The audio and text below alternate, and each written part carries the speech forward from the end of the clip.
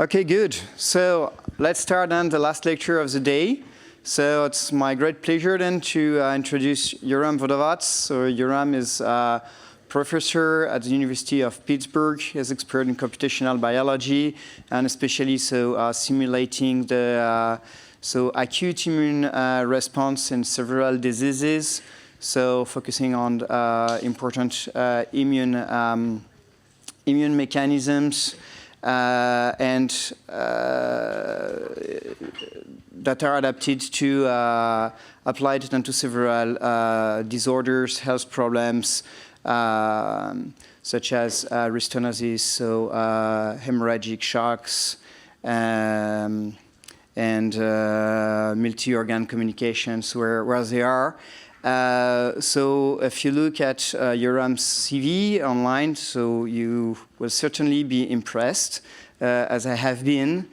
And Yoram has also collaborated, so not only with mathematicians and biologists, but also with medical doctors. So to apply all these modeling advances and then state-of-the-art, so to real-world problems. And actually, so has not only been very active in science and in research, but he has also then set up a company, Immune Metrics, that is so applying then all these numerical, mathematical methods, so in order to make it so accessible to the society for tangible applications. So this lecture is very special. Every year at the VPH Summer School, we select someone who has made a very special contribution to the field of in silico medicine, so activity and theoretical and numerical modeling, so applied to health. And people don't know that basically, they have been selected for this talk, so that's my great pleasure, Yoram, then to give you then this certificate of VPH Honorary Lecturer. So you're basically the honorary speaker, VPH Honorary Speaker of 2023. Thank you very much. So it's very good to have you here. Thank you for having come. And now the word is yours. Thank you. Again, thank you very much. Hopefully everybody can hear me okay. And since I'm the only thing standing between you and I think some good amount of food and drink, I'll try to make the talk at least bearable and then not too long. So I titled my talk Systems Biology 3.0, Integrating Datasets, Toolsets, and Mindsets, in part because about 2 years ago, I took on the editorship, or the founding editorship of Frontiers in Systems Biology.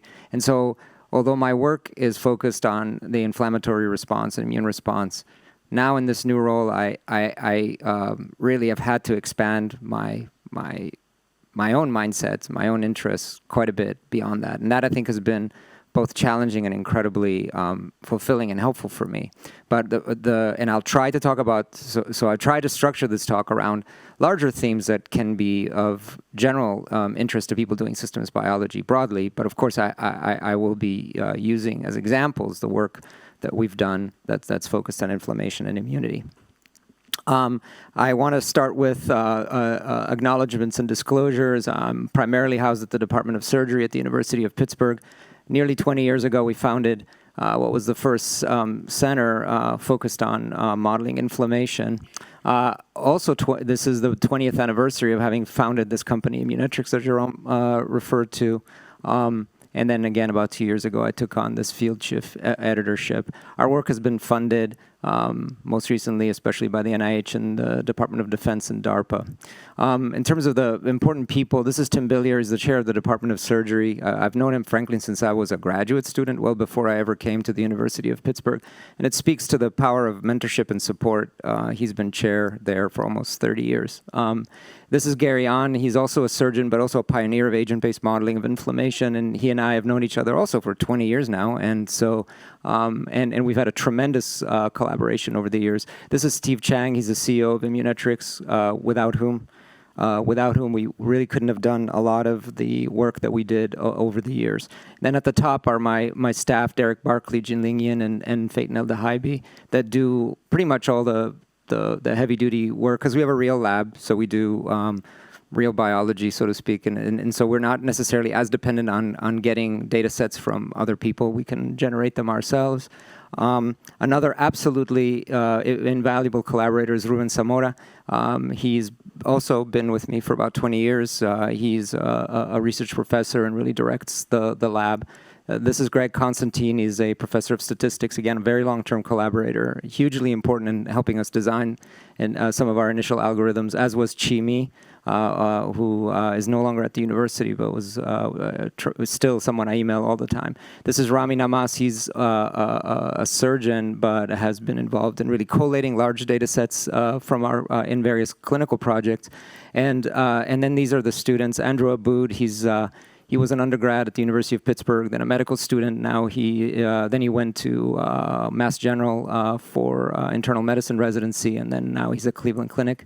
Lucas Shimone, medical student from Germany, worked with us. Nabila Jar, who was a computational biology grad student at the University of Pittsburgh, and then moved on to industry. And then most recently, Ashti Shah, incredibly talented medical student with a deep machine learning background out of MIT, who worked with us on a lot of the work that I'll present today.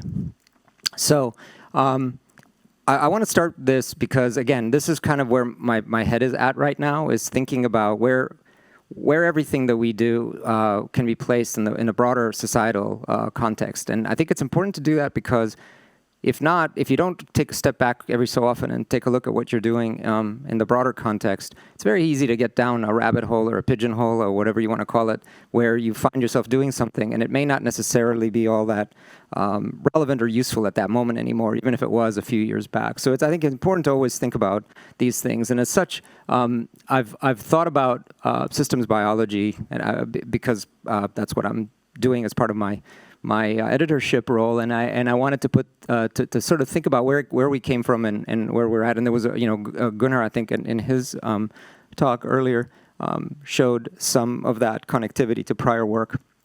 I'm using this other paradigm where I'm kind of comparing it to the evolution of the World Wide Web.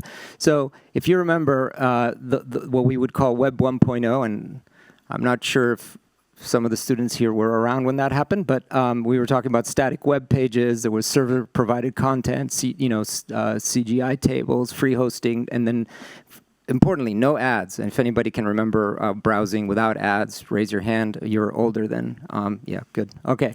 So then from that, we went to a lot of user-generated content, more active web pages, podcasts, blogs, and of course, we all love social networks. And then more recently, we're in what's called Web 3.0. So there's, of course, cloud computing that's helping drive a lot of this, the semantic web, the metaverse, which, I mean, I guess isn't even true anymore because, Meta cut their efforts, although Apple is now joined right back in. Blockchain, decentralization, federated learning, and now, of course, we're heading into this era of large language models and GPT. And again, obviously, these are arbitrary distinctions, but that's kind of how people have talked about the evolution. Now, systems biology, I would argue, had similar types of development. And again, I'm starting at kind of where the beginning of systems biology is, not all the roots of systems biology, but we were dealing with simple model organisms like yeast, for example, or nematodes. DNA microarrays came around in the early 2000s, simple machine learning or network visualization algorithms. And really, at that time, we were already starting to play with differential equation models and agent-based models of disease, in fact. But these were mostly theoretical. So things started to expand with system biology 2.0, as I'd call it, where you now really move towards more realistic model organisms, getting data in humans. Multiple bulk omics were developed, are still being developed. And we started to work on, and others started to work on utilizing networks, but in a dynamic context. The entire field of quantitative and systems pharmacology evolved out of the mechanistic modeling work, and that's become a mainstay, at least in most of pharmaceutical industry. And then models became bigger, multi-scale, hybrid, all kinds of fun new structures were being designed. So I think now we could arguably say we're maybe in systems biology 3.0, and the point is this is still being defined. I think that a lot of the work on large single-cell atlases, work headed towards spatial omics, thinking people are beginning to realize you need to figure out where things are, not just what they are interacting together. Again, this type of data, also building on prior work in prior phases of systems biology, are making it where we want to perturb things a lot more. So synthetic biology and systems biology are blending more. And we're starting to apply machine learning type tools into potentially even modulating biology using deep reinforcement learning. And it's a big question mark as to what GPT is going to do to systems biology. And the question is this really all there is, or is there more? And I'll try to wrap up my talk after showing you a bit of a journey with the idea that maybe we can come up with a somewhat aspirational vision for what systems biology could be. So one of the things that I think is going to be a hallmark of where we're headed is the integration of data-driven and mechanistic models. So I know that the majority of the focus here is mechanistic models, and the focus of my early work and ongoing work is mechanistic models. But there is this field of machine learning. We've been talking about that. Again, this came up in I think Gunnar's talk earlier. And the question is, how can we integrate this? And so for those that are not as familiar with this, I always like to put these kind of definitions in place just to make sure we're on the same page. Data-driven models are, of course, association-based and can suggest potentially principal drivers. You can use them dynamically, as we have and others have, and define dynamic networks purely based on data. By definition, they typically make limited use of prior knowledge, although we've heard some nice talks about knowledge graphs and incorporation of prior knowledge as well. By definition, they require large amounts of data. In fact, the question is, can you ever get enough data for these methods to be truly to reach the potential that they're being touted as having? And that's a philosophical debate. But I think we all know, if we are true to the theory and also the practice, which is that realistically these models can only predict within the data that they've been trained on, and so and yet they're used constantly to outside of such data, right? And then there's often wide-eyed disappointment when that doesn't work, but in fact theoretically it can't work, right? Sometimes it just works, but it's by coincidence or because the other data you check them against are not really all that different from the data you train them on. On the other side, you have mechanistic models, which are by definition highly causal and of course can suggest non-intuitive aspect, emergent features, etc. They, by definition, make extensive use of prior knowledge. They are, in fact, an embodiment of an abstraction of knowledge. And again, they allow this explanation of emergent phenomena. And we can have a lot of discussion about what is truly an emergent phenomenon, something that truly you did not build into the model, but at least when that works, it's really quite stunning. This is, of course, a lot harder to do because it requires a ton more thinking, a ton more digestion of knowledge, a ton more self-questioning than machine learning approaches. But the payoff for all that is prediction outside of the training data, at least in theory. I will say, though, there's plenty of people doing mechanistic modeling where the outcome is pretty much obvious, and you would say, you could have done that with a purely data-driven model. And I think people that do mechanistic modeling have to be aware of the fact that sometimes they're just shooting fish in a barrel. They're making a mechanistic model that really is not all that shockingly new or non-intuitive. And at the end of the day, then, that we could say that both camps have pros and cons. And the idea is to have to come up with ways in which to maximize the benefits of the two approaches while minimizing their disadvantages. And I think this is probably the only rational framework that we can move forward as we try to tackle increasingly complex unsolved needs and unsolved diseases. In our particular group, and this is something that Gary, An, and I kind of threw out there as a term around 2008, we've been working on what we call Translational Systems Biology, which is translational means clinically translational, just to make sure everybody's on the same page, and really in the context of inflammation. And we've expanded that to really think about broad applications across both life and health span. And starting in our particular case, in my group's case, in childhood with pediatric diseases like pediatric acute liver failure. In the kind of broad middle of people's lives, we focus on critical illness, secondary to trauma, severe trauma, bacterial sepsis, COVID-19, wounds. And then also a lot of interest in aging. A question came up at one of the talks earlier is, does all this change with age? The answer is yes. And in fact, you have to think about that. And so we think about aging, both in our disease states that we're already studying, like trauma, but also looking at healthy versus unhealthy aging, for example. And all of this is really requires a certain mindset. In relation to my prior slide, I think as you interact more with people that do a different type of modeling from what you do, you realize that it's probably tied to the different kind of mental models people make and how they do it and how they approach problems. And often it is very distinct, very different ways of doing things. It's not simply just another kind of program you use. And so there needs to be a mindset that you're open to thinking and viewing systems as a whole, and then applying the right tool for the right situation. And then there's a tool set. Rather than, I think what happens often is that people focus on the tool, and the tool is going to be different tomorrow, it's going to be different next week. What really matters is, how are you thinking about the problem? And if you're not thinking about the problem right, I defy you to come up with a mathematical model that will do a great job of encapsulating that. And so that's maybe a provocative statement, but something to consider. And the goal is to at least what we're trying to do, it's not a modest goal. I mean, we're trying to unify a lot of data across time, which is what we did for a long time, and space, as we're thinking about spatiotemporal modeling. And we're using, ideally, the best tools for the job, and also trying to integrate the tools, data-driven and mechanistic model. And ultimately, we're trying to go beyond that understanding and rationally modulating these processes. And I'll talk about that. So just like I talked about systems biology having a 1.0, 2.0, 3.0, in my own journey through this, I could argue my central theme, 1.0, for my group starting in the early 2000s, was focused on systemic inflammation. Why did we focus on that? Well, inflammation is a prototypical complex system, very dependent on initial conditions, very dependent on feedbacks, very dependent on thresholds. It's generally beneficial as long as it stays where it's supposed to stay, in a particular tissue or organ, up to a point.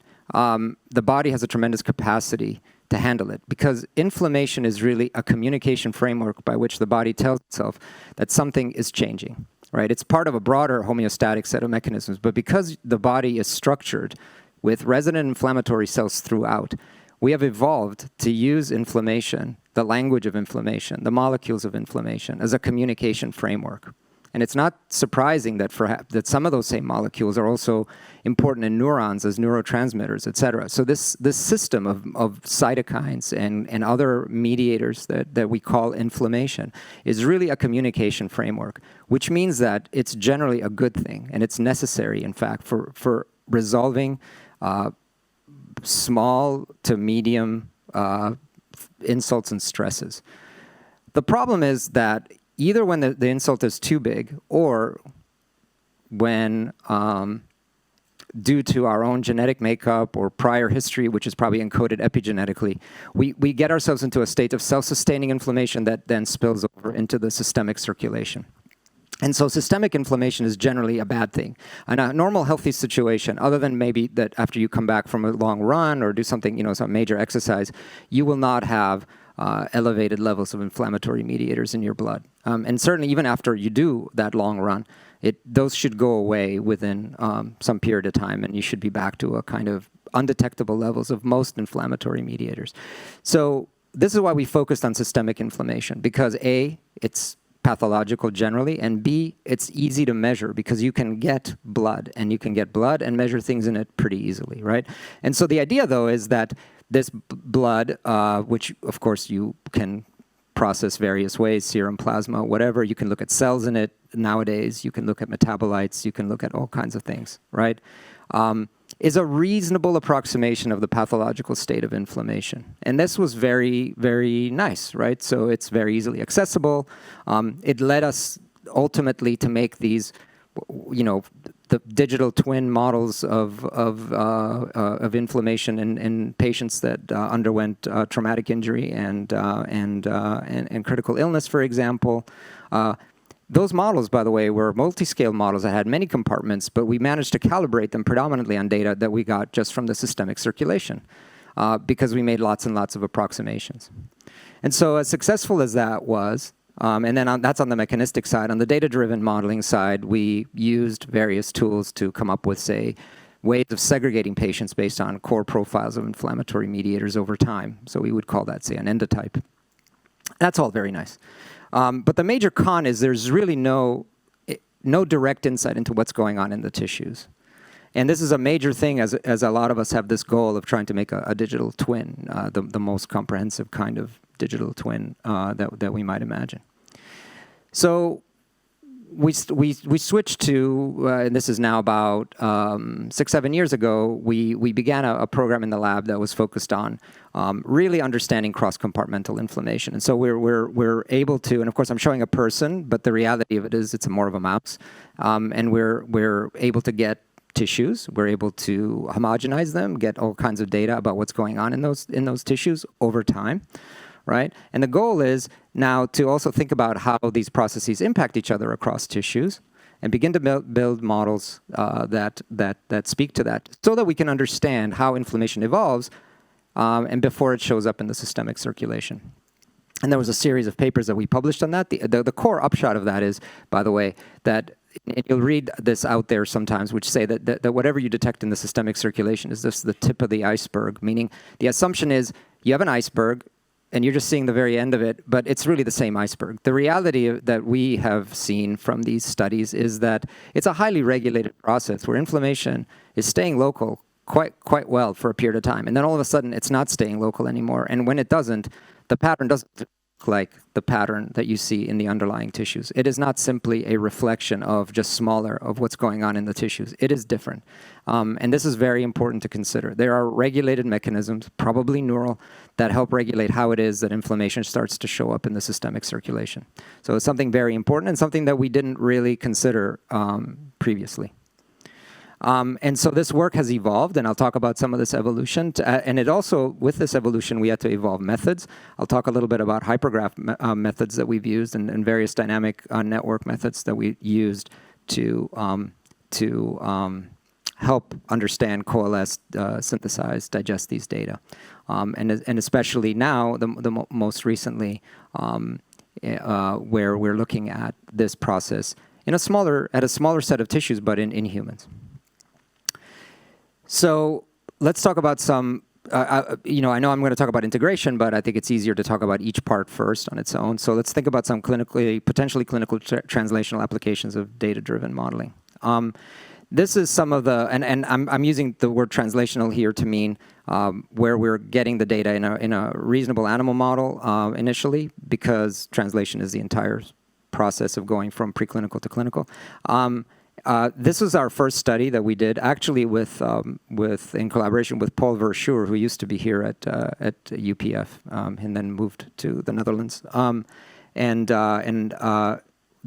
with Ruben Zamora, who I show here. And in this work, what we did is we subjected mice to bacterial lipopolysaccharide, which is basically the active agent or the core active agent of gram-negative sepsis. So it's not really making the animals septic, because it's a sterile product that you're putting in, but it does cause acute inflammation in a fairly quantitative fashion, reproducible fashion, without having a dividing pathogen that can go in various places. And then we looked at multiple tissues, as highlighted in this various graphs, especially if you look at this one over here. There's a set of tissues plus a systemic circulation. We then developed a fairly simple, but we hadn't seen it done before, variation on principal component analysis, where we just looked at data in time intervals. So we put all this data together and say, what's going on per time interval, with the simplistic idea that if we could just quantify that and look across time, we could see what is going on where and when. And that's pretty much what you get when you're looking here. You can see that as per any given tissue, one or another tissue has got more going on earlier and then it goes away, or then let's say this one comes up later and goes away, et cetera. So this is there's no linkage directly between these. This is just each thing in isolation. So we're not talking about how crosstalk, feedback, any kind of thing is going on. Just what is happening so that we can get an idea for a basic roadmap. Then we took it a bit further, which is to create network analyses. These are straightforward networks with no prior data of any sort being used. I mean, no prior knowledge, just the data themselves. And again, done over time intervals. And these are the network pictures, and I'm showing you the wild-type mice up on the top, and then the mice that are lacking the core receptor for bacterial lipopolysaccharides, so which is TLR4, so TLR4 knockouts. As you might expect, TLR4 knockouts just make less of an inflammatory response to LPS, which is what you'd expect. But then some things happen that you don't necessarily expect. There are multiple situations, and again, if you're looking here, the red is the wild type and the blue is the TLR4 knockouts. There are situations that, for example here,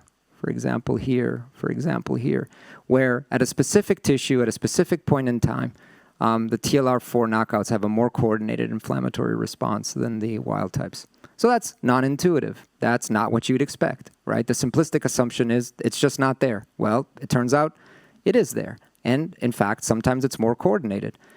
So what does this do? This acts as a kind of way of unifying the data, but really gives you a roadmap or a GPS or whatever kind of term you want to use to say, go look here at this time point, and maybe you'll find something interesting there, right? So that's a very nice way to use this type of data-driven tool, no mechanism at all used here, to help formulate hypotheses, get novel insights. So we took this a bit further. We had done this very large-scale project on the LPS work. We did it in parallel with Tim Billier's lab, where they were doing experimental trauma hemorrhage. And in that setting, TLR4 is also important not because of necessarily LPS, but because tissues that are damaged produce what are called damage-associated molecular pattern molecules, or DAMP molecules, which are typically housekeeping molecules or fragments of those molecules that, once they get outside of the cell, stimulate an inflammatory response. They basically say, I'm hurt, I'm injured, I'm stressed, and then they activate nearby inflammatory cells. They can also attract inflammatory cells from somewhere else to come there. So it turns out that the DAMPs that are typically HMGB1 in trauma act via TLR4. So it turns out TLR4 is an interesting receptor because it helps unify what are called PAMP, or pathogen-associated molecular pattern-based responses, and DAMPs, or these damage-associated responses. In any case, and this was work that was really catalyzed by Ashti when she came in and looked at this, we could do trauma with hemorrhagic shock, and then there's resuscitation. Now, time is happening here, but time is not straightforward, because we're actually doing something different to these animals, not simply giving something at time 0 and watching what happens over time. When you do hemorrhagic shock, you get tissue ischemia everywhere, and when you do resuscitation, it's what's called reperfusion. So when you bring back blood plus fluids into these animals, you get a massive reactive oxygen species burst and various other things going on. So it's not straightforward to just simply track time. You have to think about the event or the manipulation as well. So in this case, I'm showing just a simple heat map of the various cytokines being produced. And you can let your eyes wander over this, and you will see that there are many changes that are as a function of treatment, as a function of genotype, et cetera. Okay, we cover this in the paper, so I don't want to take a lot of time on this. One thing that we did is, just looking at the principal component analysis, it helped us to suggest that an inflammatory cytokine that we've been looking at for a while, that came up previously in the setting of trauma, IL-17, was really relevant in these wild-type mice, the C57 mice, but became much less relevant when you were a toll-like receptor knockout. And this is just, by the way, a variation of how we use principal component analysis. Was developed by a student in the lab. Most people do it as 2-dimensional or 3-dimensional PCA plots, because that's what you can see. Typically people can only see in 3 dimensions. So what we decided to do instead is to look at all the components and just stack the loadings as a stacked bar graph. So, and then just see which mediator, ranks the highest. And actually the pattern, in terms of the stair-step pattern, as well as what's where, are important. And we can talk about that in the Q&A. I don't want to take a lot of time on that right now. But the bottom line is the tool we use all the time. So the point is, this helped us to suggest that now TLR4 was a relevant modulator of IL-17. So because it turns out that the same insult done to a TLR4 knockout now makes IL-17 responses a lot less important. And again, this is important because in humans, and this is work that Andrew Aboud did in the lab, a study we published in 2016, suggested, based on dynamic network analysis, of highly propensity-matched trauma survivors and non-survivors. So they were as similar as they could be, other than they bifurcated into life versus death, that an early type 17 or IL-17 mediated response was really important. And the reason this was an important study, besides pointing to this, is up until then, people had only been looking at IL-17 in autoimmune diseases, kind of chronic inflammatory diseases. We showed this was relevant very early on, about as soon as you could measure, if you have an acute inflammatory insult. So again, testifying a bit more to the power of computational modeling, in this case, data-driven computational modeling.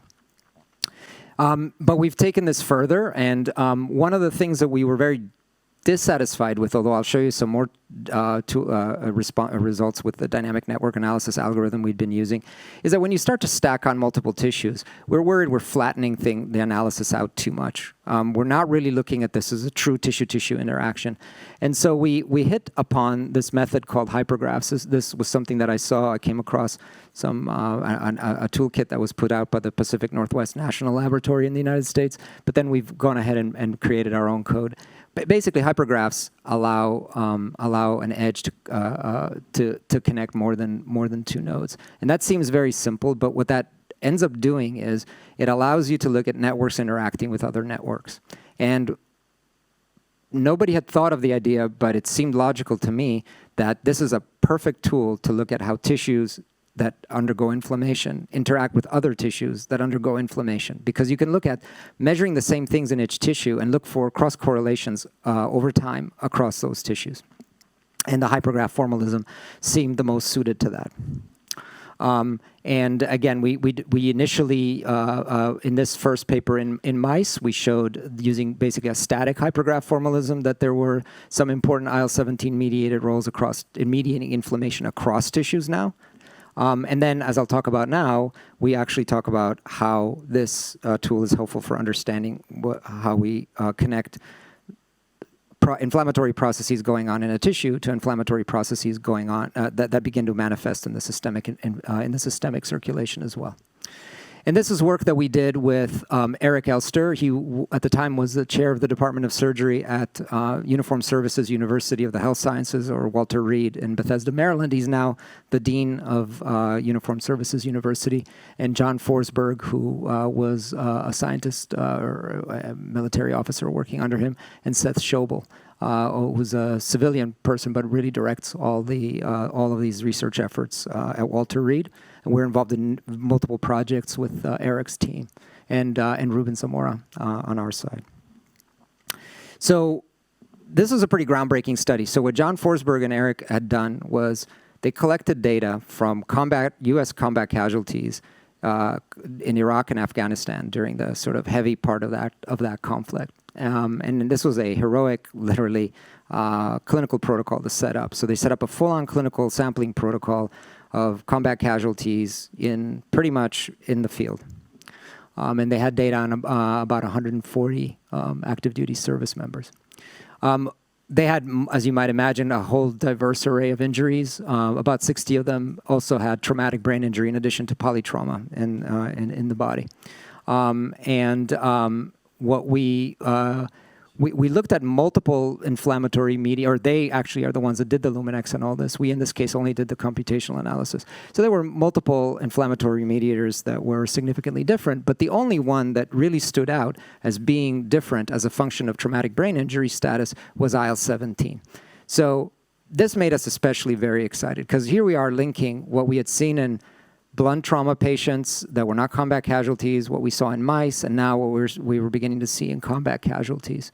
And then we carried out this dynamic network analysis looking at the non-TBI versus TBI combat casualties, and you can already see that the number of connections in these networks are really quite different,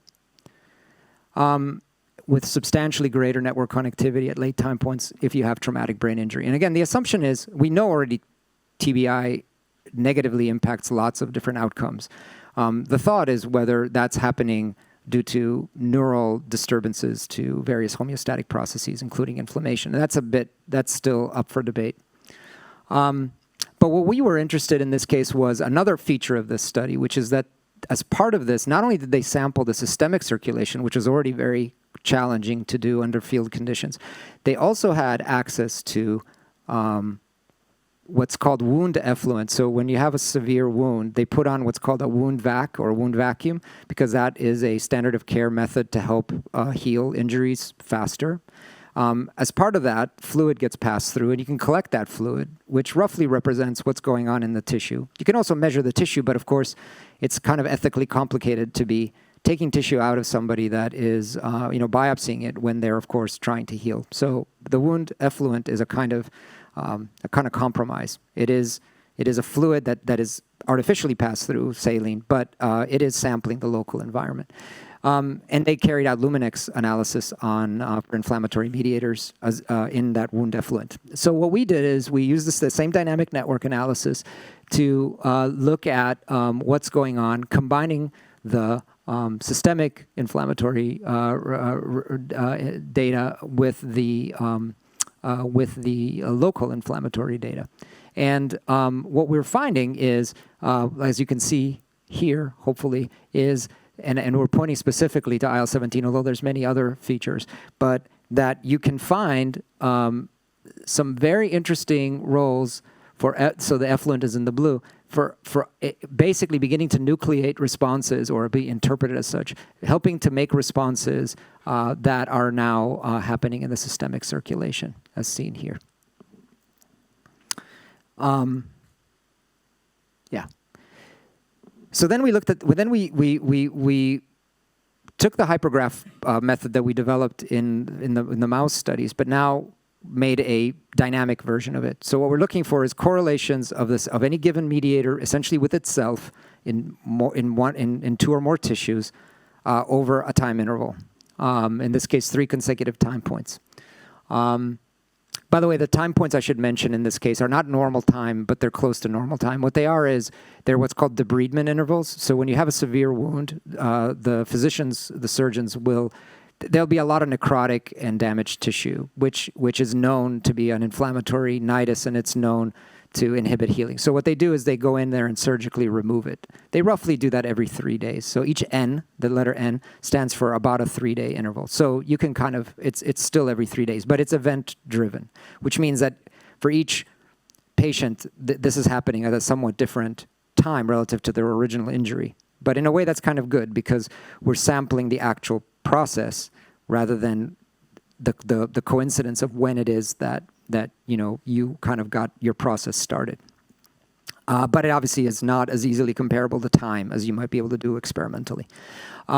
So a few things to notice here. So we're using the hypergraph formalism now, and we're watching this response evolve over time. And one of the things we're going to notice is, it's a little hard for me to see what's there, but I'm going to just look over here because it's a little easier. Right, so IL-17 is this. So I'm showing you IL-17 being present in various tissues.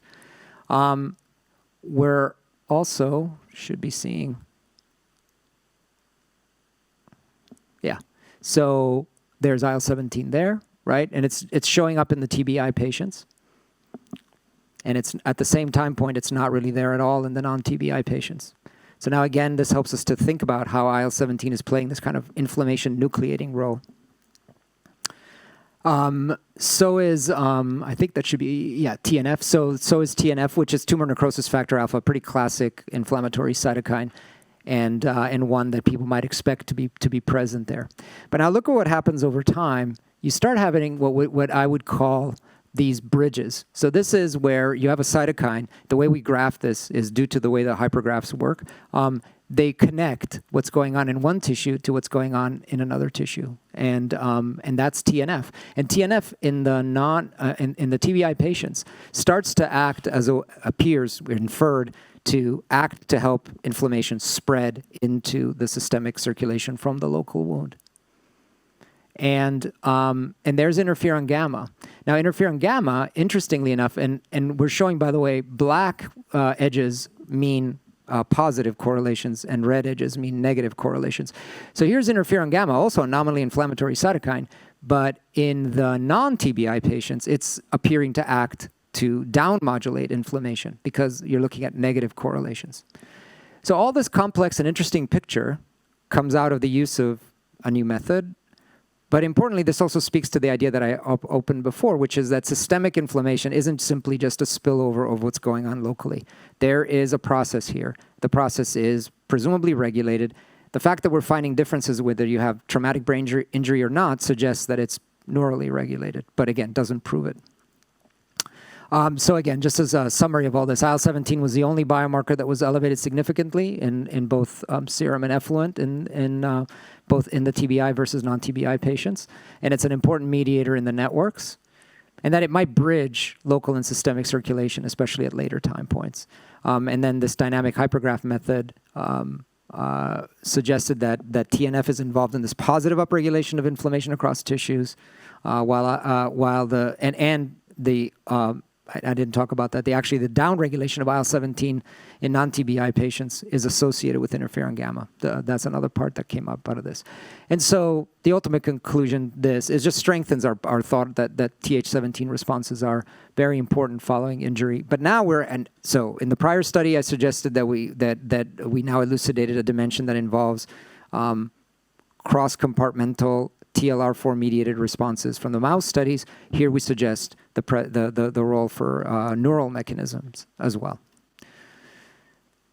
So now let's think about some translational applications of mechanistic modeling. And I'm going to talk about something that obviously has impacted everybody here. And I'm going to give you some illustration of how you can use mechanistic models to, even in the absence of a lot of data, to try to understand a complex immunological process. And this was work that was done by a collaborative team that really just kind of came together mostly spontaneously, unfunded during the height of the COVID crisis. Really got going in March of 2020. Carson Chow, who was an early collaborator, or the guy who really helped start the collaboration on modeling sepsis back in the early 2000s and co-founder of Immunetrics, pretty much called me up and said we really should work on this, and so we did. Sujin Park is the director of the neurocritical care intensive care unit at Columbia Presbyterian Hospital in New York, and she was there right during the first wave of COVID in New York City in February of 2020, and this will become very relevant in a second. So what do we know about COVID-19? I think by now everybody here could do this better than me. So you have this immune response to the SARS-CoV-2 virus. There are many so-called non-intuitive features, like there's a wide range of severity, there's and longevity of the symptoms. There's this interesting phenomenon of asymptomatic transmission, and then there's the potential for recurrence, long COVID, things like that. Now, I would say knowledge is still emerging, although we're, I think, kind of working hard to stifle the emergence of new knowledge. It seems like people want to forget rather than work on this some more. But I think we could say that there's some momentum there. And of course, we've got vaccines and we have therapeutics. And we'll talk about both of those a little bit in a second, because especially these therapeutics have only been partially effective.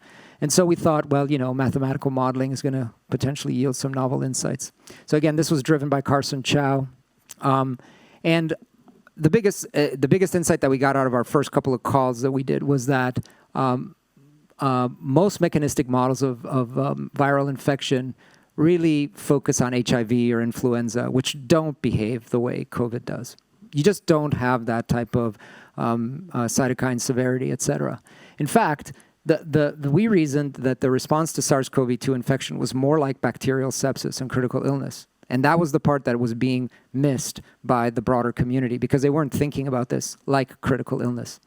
There were beginnings of talk about this in 2020 into 2021, but it was not in what I would call the mainstream thought, because the conversation was still driven and dominated by the people who thought about this as a purely viral disease.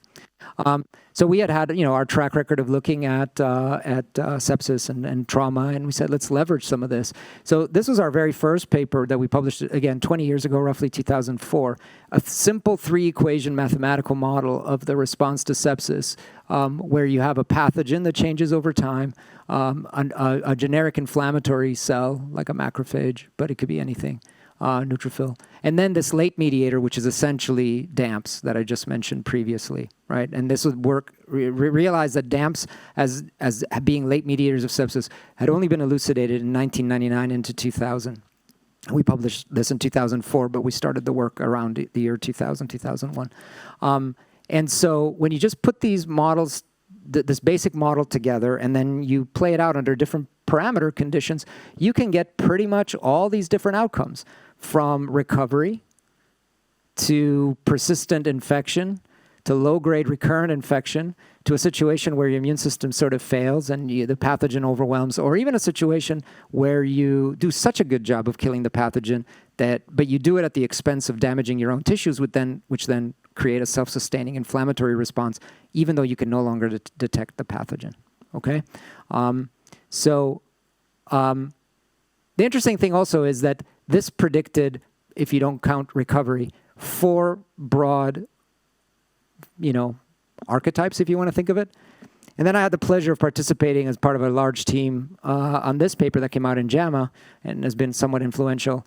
That there's a lot of work being done on trying to determine endotypes of complex diseases like sepsis.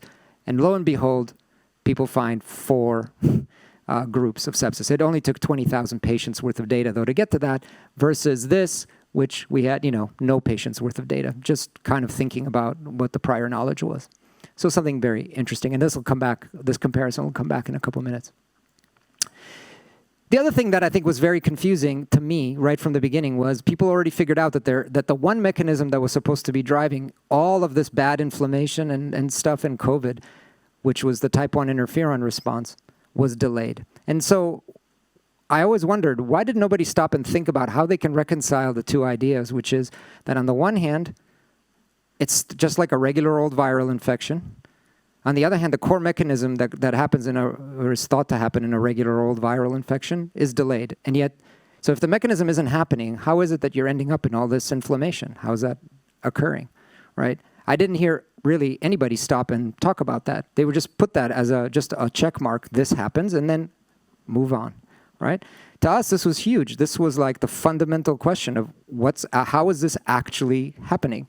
And so, right, so COVID-19 is characterized by a massive innate immune activation. So could this mean instead that it's not PAMP or type 1 interferon responses, but DAMP responses due to damaged cells and tissues that's actually the causative agent? And so we put this hypothesis together in the form of a model, pretty simple, although it took a while to come up with a formalization to be, I would argue, elegant and simple, but at the same time complex enough to handle a lot of stuff. And this is basically our bacterial infection model, except that now it has an adaptive immune component. And there's a lot of interesting stuff going on here, okay? So again, this is DAMPs. The important thing is that there's this attenuated type 1 interferon response, which essentially unmasks a role where virally infected cells, or CV, become stressed, damaged, killed, and thereby release DAMPs. These DAMPs activate an innate immune response, which in turn activates an adaptive immune response and eliminates the virus-infected cell. However, and this is very important, you can get into what I call the crucial damage to inflammation to damage positive feedback loop, which will lead to persistent inflammation and organ dysfunction. But moreover than that, there's a double whammy. When innate immune activation is high, it also dampens or suppresses adaptive immune response. And this is something that we all kind of knew. And then that can also allow the virus-infected cells to persist. So you got a grand total of 4 ordinary differential equations, and you assume literally 1 virus-infected cell as a starting point. And everything else in terms of parameter values is due to inter-individual differences. And so this little model generated this complex picture, what we call, again, in this case, it was 4 total possibilities. Except recovery is no longer like the recovery that I talked to you about in the sepsis model. Recovery now is it can actually encompass a broad array of behaviors, including very long stay in the intensive care unit, but ultimate recovery, or at least the potential for ultimate recovery. So this is that. You can also have uncontrolled infection, which is due to inadequate adaptive immunity. Importantly, we predicted in 2020 that there would be something that looked like long COVID. That some of that was beginning to be appreciated, but remember, there had only been a few months worth of interaction with people that had COVID. And then this idea that we'd call damage-sustained inflammation. Again, you do such a good job, or a pretty good job, of killing the virus-infected cells, but the cost is you make too much inflammation, which now spins up out of control. One very important feature that comes out of that, there were many, because this is about DAMPs, you can have a situation where the virus is going and going and going, but there isn't really anything going on yet because the DAMPs aren't produced, so there's no systemic inflammation and nothing that would look like symptoms. Therefore, it's predicted that there would have been an asymptomatic period, almost guaranteed, right, as an automatic feature of this disease. And literally, we were by this point, we were in August of 2020. Again, in August of 2020, we said there'd be 4 archetypes of COVID patients. Most recently, and I highlight this paper in an influential journal. Look what it says right here. After lots of data analysis, turns out there's 4 endotypes. Again, just like our sepsis situation. I want to highlight a couple of situations. So we had exemplar patients from Sujin's work at Columbia Presbyterian. I don't want to go into detail because of time, but I want to show a couple of things. So this is, and I'm focusing on the ones where you get recurrence because it's very important. So this is what we call recrudescence, which means regrowth or reappearance of the virus. And again, it's a predicted archetype. And this is what you see in the simulation. And these simulations were not calibrated to individual patient data. Again, we literally calibrated them to monkey data about generally how many virus particles do you find in an individual, and that's it. We didn't calibrate anything else and just allowed the temporal evolution to happen. So this is the prediction. The prediction was that you would have an early peak followed by a secondary peak. And if we look at PCR data, the feature of these patients was many of them, the ones we chose, were ones that had already been in the hospital when COVID got going because nobody knew about COVID, and therefore they could be sampled in the hospital, which means we could find out when time 0 was, as opposed to the typical COVID patient data, which are somebody shows up, they're already positive. All right, so we knew when they weren't positive, possibly, and then when they became positive. And that's what you see here. If you look at this trajectory of PCR positivity, one peak, then it goes away, then there's a second peak, and then it goes away, right, just like this. And this predicts a certain trajectory of various things. In this case, here's innate immune activation that's predicted. Here's this is C-reactive protein, but we also had IL-6. And again, you get multiple peaks. The important thing is if you put this into context and you just kind of measure this damage, which is just the DAMP curve, and you compare to, and in the paper we talk about everything, but just to give you a sense, this is what you get: mild, sort of what we'd call an initial hospitalization, long-term ICU, all of these kind of rise and rise. The recrudescence one actually is expected not to have much damage, and you're supposed to be able to be released from the hospital, and that's in fact what happened to this patient. But here's another way that you can end up with recurring, what looks like possibly recurring peaks, and it was what we would call the long COVID scenario. And this is what you get, right? So there's a early high peak and then a low peak, and look at this. Here's an early high peak followed by a low peak. If you look at even the interesting shapes of the inflammatory response, the innate immune response, compare that to what you're seeing for inflammatory mediators, hauntingly similar. And the idea, again, is that this is a person that's going to recover. But now, look at the massive, or it's like roughly doubling the amount of damage, right? And so, again, just doesn't prove that we're right, but shows how much power you can get from a mechanistic model, relatively little data, and a thought put together. This thought goes farther. So we recently just published this paper because Paxlovid as a drug came out, and it's a drug that basically inhibits viral growth. But importantly, the first studies that were done in unvaccinated patients, and this was very effective. You're just killing more virus, and it's great.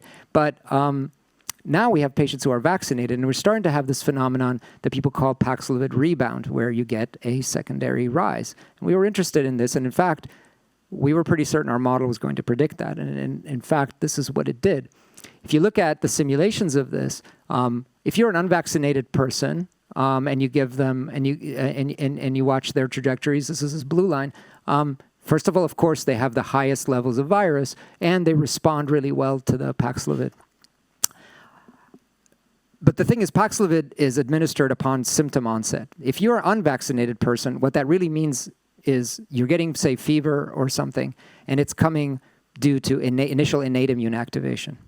If you're vaccinated, however, you have a pre-existing immune memory that involves T cells and B cells. Those are the ones that are going to get stimulated first. Then they're going to get a secondary activation of innate immunity, which is going to lead to the fever, et cetera. The sequence really matters. And so what ends up happening is that symptom onset in a vaccinated person means you're doing a great job of killing this virus. Now you give that person Paxlovid, all you're doing is killing virus a bit faster than what you're already killing virus. The problem is that if you give it nice and early, because that's what you'd expect, don't let that COVID get bad, what's happening is you take away the one signal for that whole system to keep up. So you take it away because you add Paxlovid, you kill virus, and now you're actually short-circuiting your adaptive immune response that was already revved up to do exactly what it was supposed to do. Next thing that happens, virus comes back up. And that's exactly what you see here, for example, where you get this recrudescence or reappearance of the virus. And that this is summarized in this picture here. I don't want to go into it in detail. We're happy to do it in the Q&A. But it really just comes down to the fact that the symptomology that's used to decide on the treatment is too imprecise. It's not like there's a biomarker that's being used to decide if to give you Paxlovid. It's just, I feel sick. Well, you feel sick for lots of different reasons. And the sequence of why you feel sick matters. Again, a prediction of this model. So just as a quick kind of summary, this is what the motivating factor was for that. This delayed in type 1 interferon response suggests the possibility of a damp response. Doesn't prove it, but a whole lot of the model features suggest this is possibly true.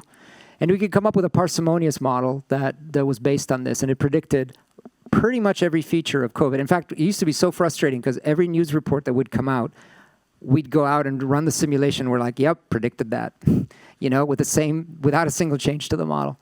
And so it is very important from a conceptual point of view because this can help potentially policymakers or other people in charge of dealing with an emergency situation like this.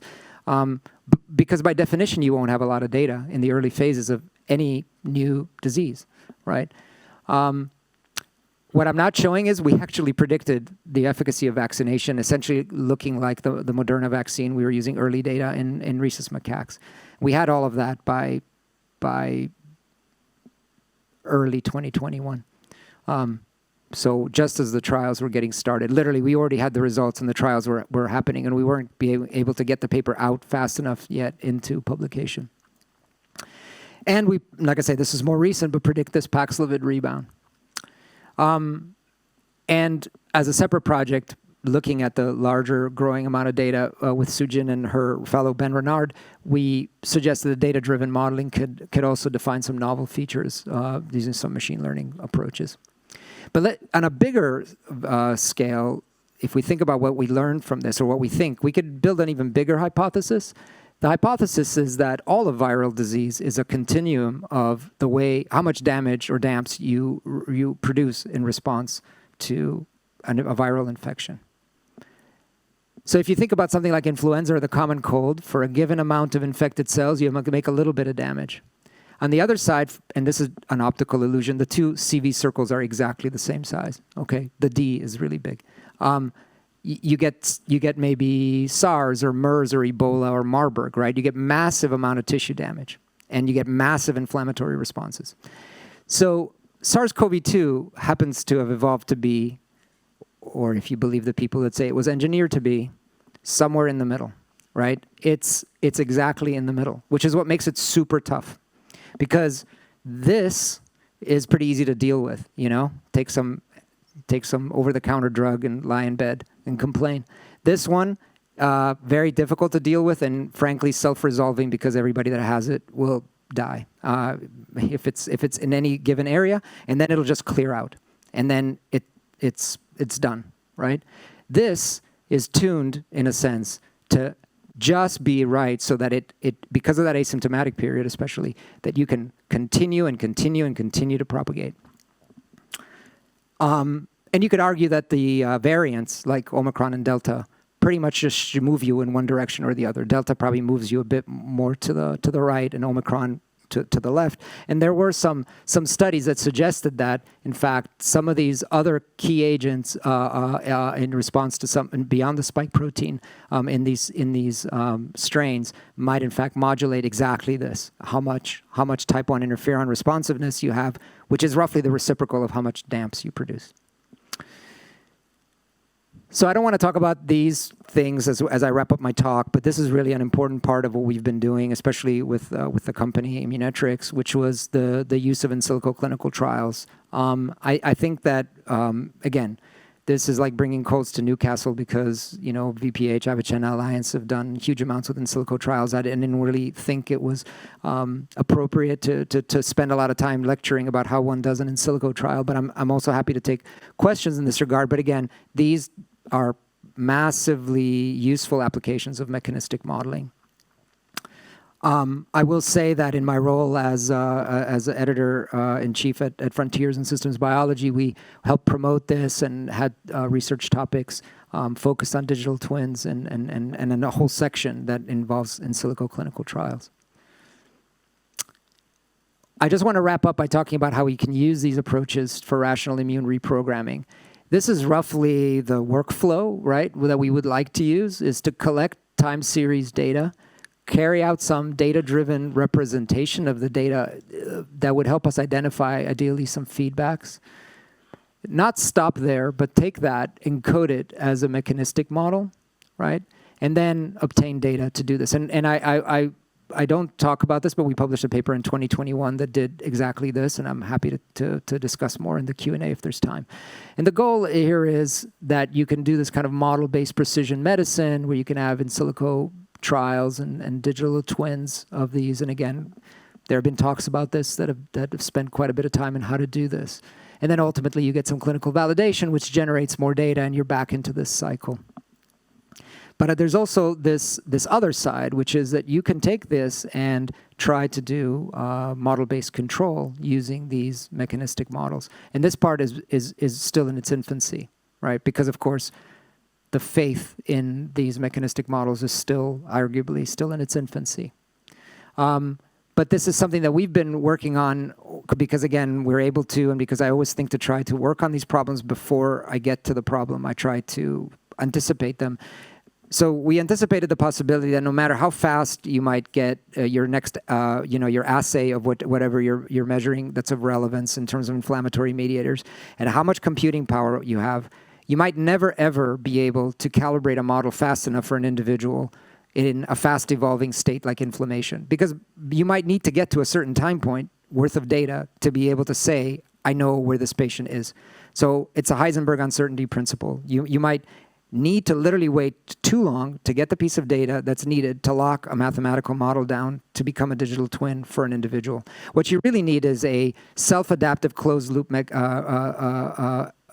therapy that is an instantiation of the model in a genetic circuit, and that is already beginning to act in a patient in a way that tunes itself to the patient's parameters rather than a way that you have to somehow decide computationally and then start a regimen. And so rather than just getting up on a soapbox and telling people that that's what they should do, we figured we would just do that. And the first paper on that we published in 2012, and this paper we just published on showing how this can work in vivo in a sepsis context.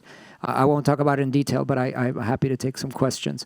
But I'd rather wrap up with this much larger scale project, which is funded by DARPA, spearheaded by Steve Badlock as the overall PI, Sahi Cohen-Carney at CMU is doing the sense actuation part, and I'm spearheading the kind of computational modeling and biomarker analysis part. And it's based on reprogramming wounds using agent-based models. And this is a paper we published in 2015. Gary Ahn is a core player in this, and has in his team, Chase Cockrell and the team, have taken this and made a much, much larger version, right? So this is Gary. And this is now a sort of a wire and diagram that represents a three-dimensional, probably the very best, most comprehensive model of severe tissue injury that's out there, running on a high-performance computing platform,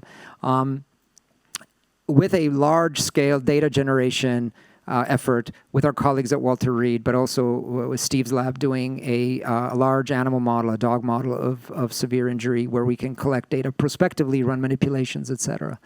And this was the first paper that's emerged from that, but there's multiple ones ongoing. And the idea is that you're calibrating and refining this ABM so that it can become an in silico test bed for a control policy for wound healing that will then be instantiated on a chip. So you're not needing to collect the data, have it read out on the back end, make a decision, and then feed back to the device. The idea is the device will already have all the pieces on it. It's just that you're using the agent-based model to develop that control policy with an entire control policy methodology that is unique, that can run on agent-based models, because that's not standard.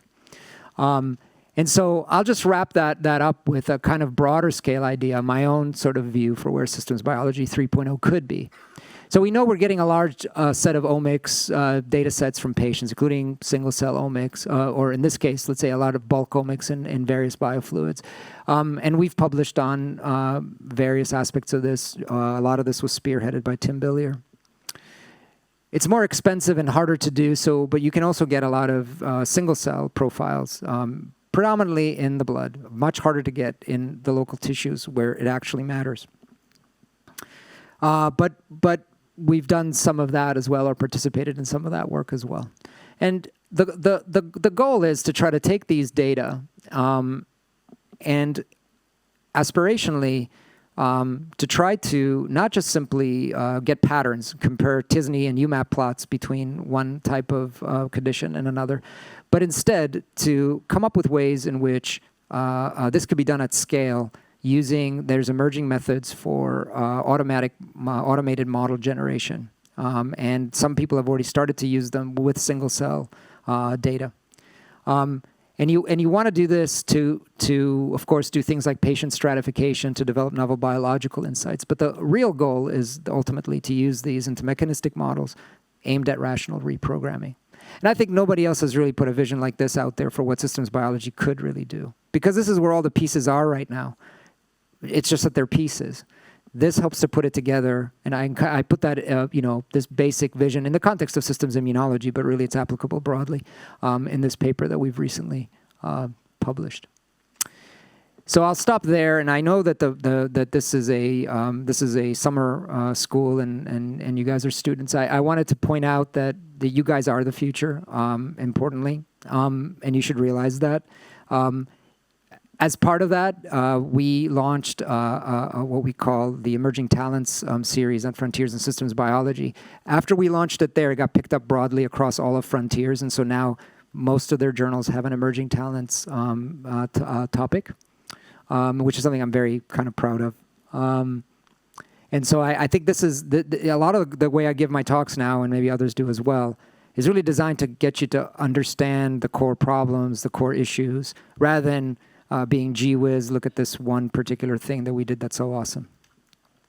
And so I'll stop there and again, just point out the fact that we'd love to see your research in our journal. For people that are interested in the critical illness side of things, this is by now the 21st anniversary of the International Conference on Complex Acute Illness. It'll be taking place in Germany in September. It's a terrific meeting where people are bringing all these computational methods. It's a real meeting of clinicians, computer scientists, mathematical modelers focused on critical illness. And then finally, I'll just leave this slide up there for the much broader collaborative team. And thank you all for your attention.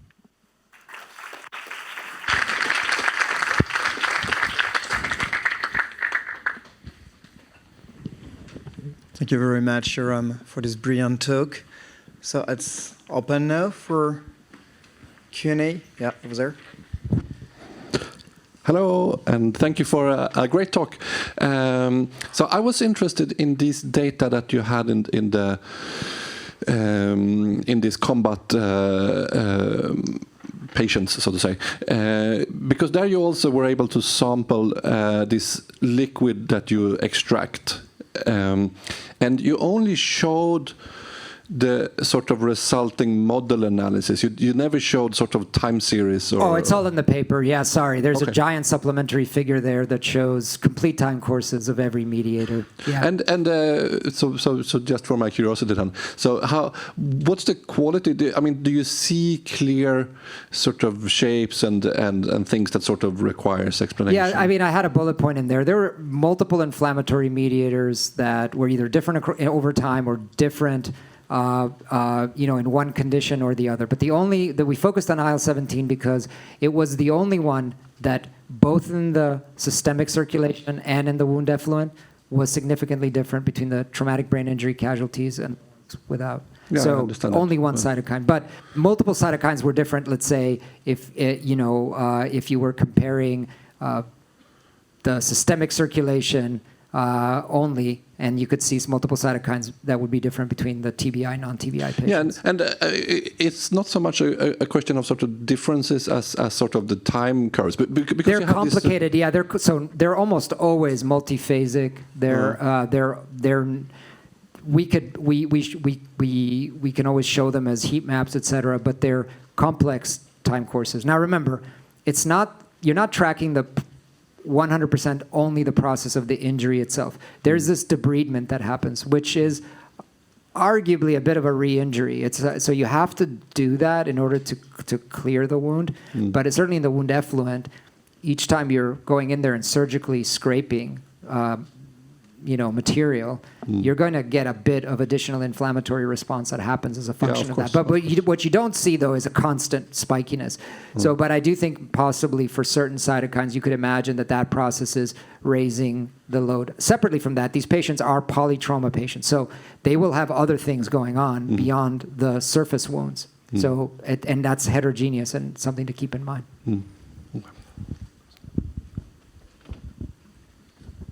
Yes. Thanks for the fascinating talk. I have a question about the optimal control part, which is kind of quite close to my heart personally.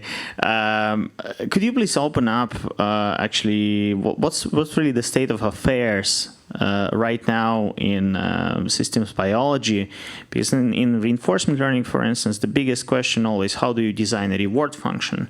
So how do you design a reward function? Right. So there's, of course, a well-established field of model-based control using ordinary differential equations, and some with stochastic differential equations is very well-established theory. Because of this particular situation, the best choice we felt was using an agent-based model, because these are deep 3D wounds. There's spatial considerations to take into account. So automatically that meant that if you're going to do model-based control, you have to do something that would work on an agent-based model. And the methodology is deep reinforcement learning. And you're basically getting an AI agent that tries to play a game wherein its reward is on wound closure, but also reducing the amount of fibrosis or fibrotic scar while maximizing the amount of muscle being produced. So, this has gone in phases early on, and especially because we launched this project also in March of 2020, and I think you heard about the other event that affected the world starting at around that time. So it was a lot of fun to get DARPA to fund you on a highly deadline-driven project the same day that you're being told that you need to move your lab virtually.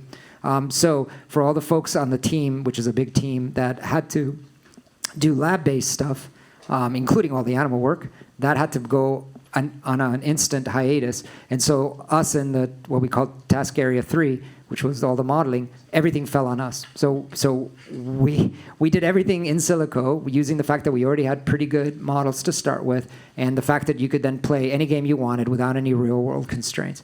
That then progressed to getting a reality check from, from what the animal model looked like or what the human combat wounds look like, which we have access to.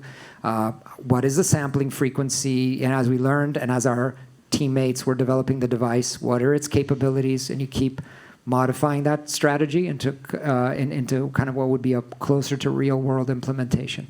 But the basic strategy stayed the same. The idea was there would never be enough data, actual real data, and so you would use the agent-based model to generate an in silico data set that would be bounded by the data because you calibrate for that. So the initial forays, it wasn't calibrated beyond sort of being faithful to the literature. As we started to get real data, then calibration happened. And of course, we did various steps of verification and validation as fast as we could, because again, when you work on these DARPA projects, they don't give you a lot of time to move from one phase to the next. So a lot of stuff gets done sort of in parallel. Yeah. Thank you very much. And maybe second question: what is the observation space in this case? How the agent needs to, I guess, get a set of features or the input data in order to predict an action. Right.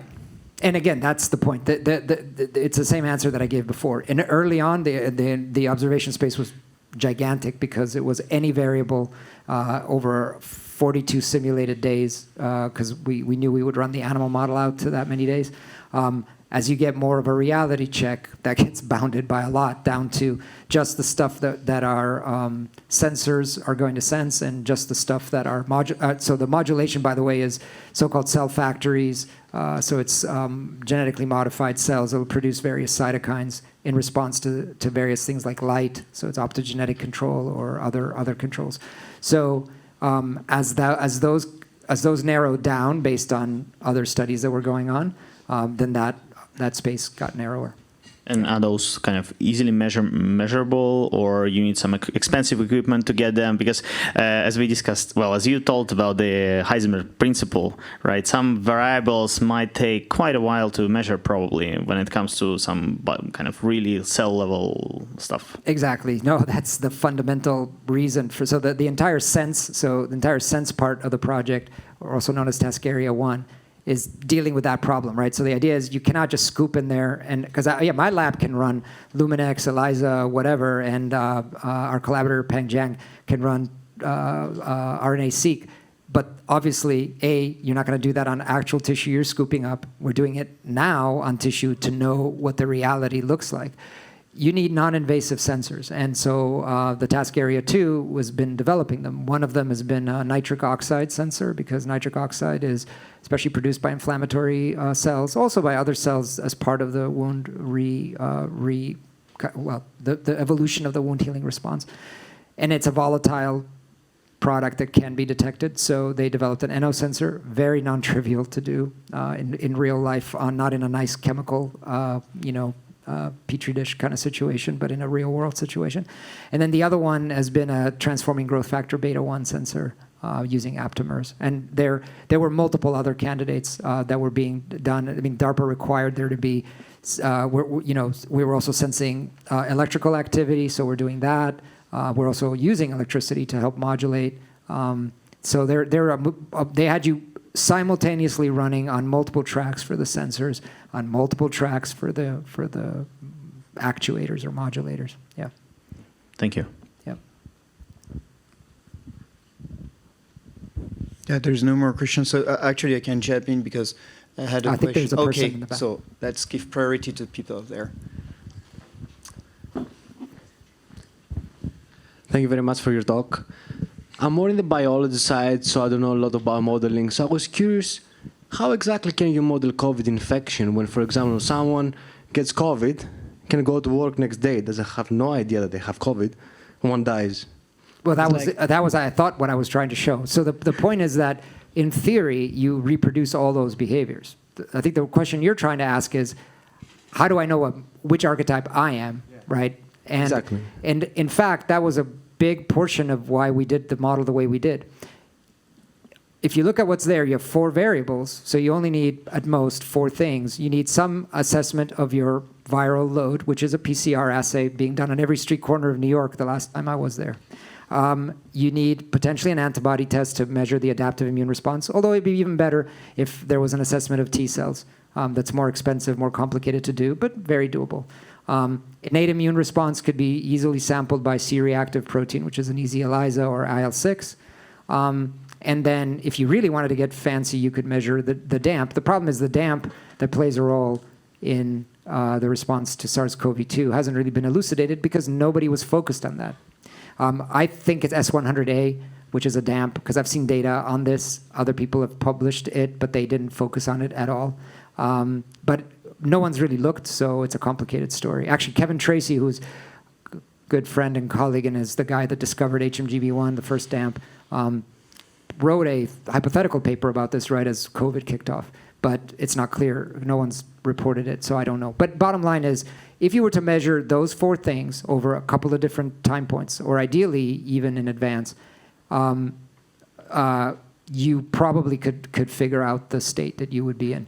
In advance, if I'm suggesting that a certain set of comorbidities and/or genetic predispositions and/or epigenetic set points, say DNA methylation state, could be determinants. In which case, if somebody studied that, that could be you'd know in advance.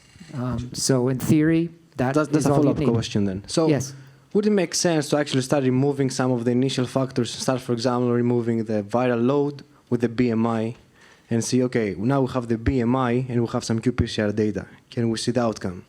And then if the BMI doesn't work, can I see comorbidities? Or yeah, you're trying to come up with a minimal number of variables you'd need to predict this or classify the state of any individual. Yeah, that's all doable. I mean, that would all be part of what somebody would do. I'm just making a suggestion that even if you knew nothing, the things that were available by March of 2020, by April, May of 2020, would have been more than enough to classify individuals.